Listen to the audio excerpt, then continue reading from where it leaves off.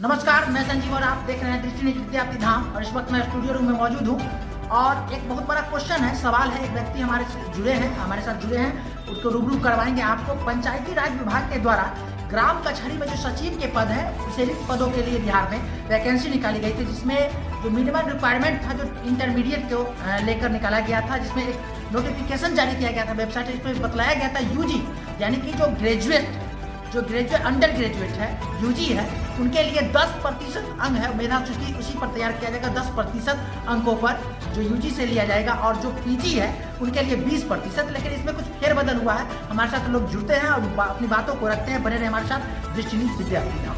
क्या कहना हुआ आपको यूजी और पीजी को लेकर, जो पंचायती राज विभाग के द्वारा जो वैकेंसी निकाली गई थी सचिव के पदों पर, रिक्त पदों पर बिहार में, क्या कहना चाहते हैं? हम ये कहना चाहते हैं, जो पंचायती राज विभाग द्वारा जो ग्राम कचहरी सचिव का जो वैकेंसी निकाली गई थी, इसके नोटिफिकेशन में साफ साफ दिया गया है जो स्नातक है उसको 20% अतिरिक्त अंक दिया जाएगा, और जो पीजी है उनको जो है 20% अंक दिया जाएगा।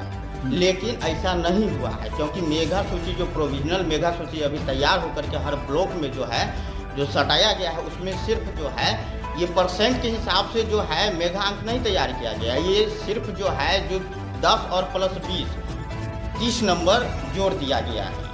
अच्छा, तो कहीं ना कहीं आपको लगता है जो बच्चे अगर यूजी होंगे तो उनको कहीं ना कहीं लॉस हो रहा है? जी, अंडर ग्रेजुएट वाले का लॉस होगा जी, और पोस्ट ग्रेजुएट वाले को मैंने यहाँ फायदा हो जाएगा। जी, हम ये कहना चाहते हैं, जो अगर नोटिफिकेशन में दिया गया है जो परसेंट के हिसाब से, कहने का मतलब है 10% अंक दिया जाएगा और 20% अंक दिया जाएगा।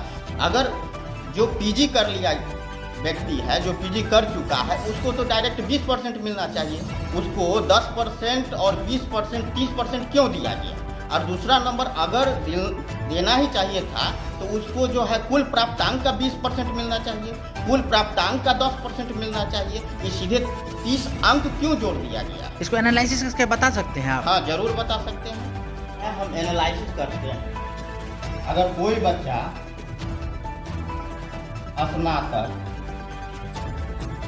स्नातक अगर किया हुआ, यदि उसको जो है मान लीजिए इंटर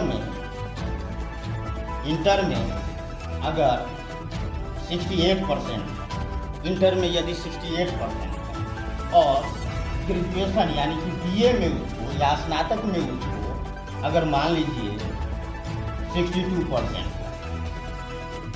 तो ये 62% है, इसका ना हमको 10% निकाल करके देना चाहिए। परसेंटेज की बात हुई, परसेंटेज की बात हुई है, क्योंकि इसमें जो है अंक की बात नहीं हुई। अंक की, हाँ, नोटिफिकेशन में कहीं पर भी अंक की बात नहीं हुई है। परसेंट अंक दिया जाएगा, परसेंट से जो अंक बनेगा वो दिया जाएगा, तो इसका परसेंट हमको देना चाहिए ना। अगर यहाँ पर अगर 62% का अगर 10% निकालते हैं तो लगभग 6 पॉइंट कुछ आता है। तो इसमें जो है टोटल इसका जो है मेरिट बनता है, टोटल मेरिट तो बनाना है इंटर पर। तो 60, मान लीजिए ये स्नातक का विद्यार्थी है और 68 नंबर है, इसको 68% है इसको जो है इंटर में, और 6% इसको 10% लिया गया है, तो इसका आया कितना? 10%। 62% का 10% 6 आया, मान लीजिए लगभग, तो ये 68 प्लस 6 बनेगा इसका, यानी कि 74 हो गया। 74 हो गया।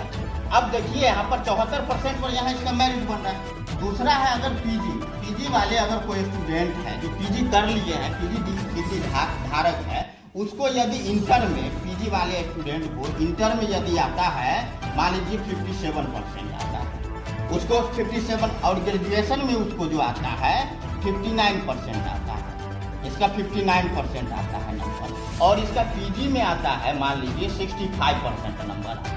तो यहाँ तो ऐसा नहीं कहा गया है, जो मान लीजिए जो स्नातक किया हुआ है और जो स्नातकोत्तर है यानी पीजी किया हुआ है, दोनों को मिला करके जो है 30 नंबर दिया जाएगा, ऐसा तो नहीं। या तो बीए कर चुका है तो उसको जो है बीए करने वाले को 10% नंबर, और पीजी करने वाले को 20%। तो मान लीजिए पीजी अगर वो कर लिया तो बीए का इसका बात खत्म हो जाता है, क्योंकि नोटिफिकेशन में ऐसा ही दिया गया है। अगर मान लीजिए 65% का यदि 20% निकालते हैं हम, तो 20% निकालते हैं तो इसको डायरेक्ट आता है 13 नंबर, यानी कि कहने का मतलब 13% आता है।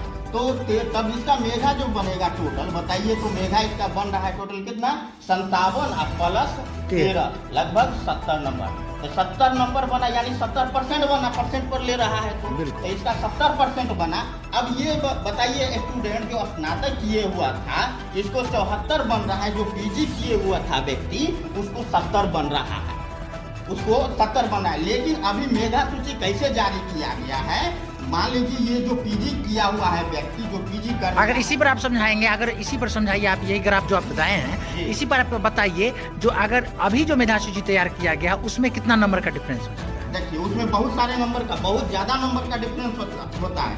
उसमें अभी जो मेधा सूची तैयार किया गया है पीजी वाले के लिए 57, चाहे ग्रेजुएशन वाले सबके लिए वही नियम लागू कर दिया गया। 57 प्लस 10 नंबर दे दिया बीए का, प्लस 20 नंबर दे दिया इसको पीजी का, सबको ऐड कर दीजिए तो लगभग जो है 30 87 हो जाता है। 87 नंबर। बताइए जो बीए स्नातक वाला विद्यार्थी का मेगा अंक 74% बन रहा था, ये फेंका गया।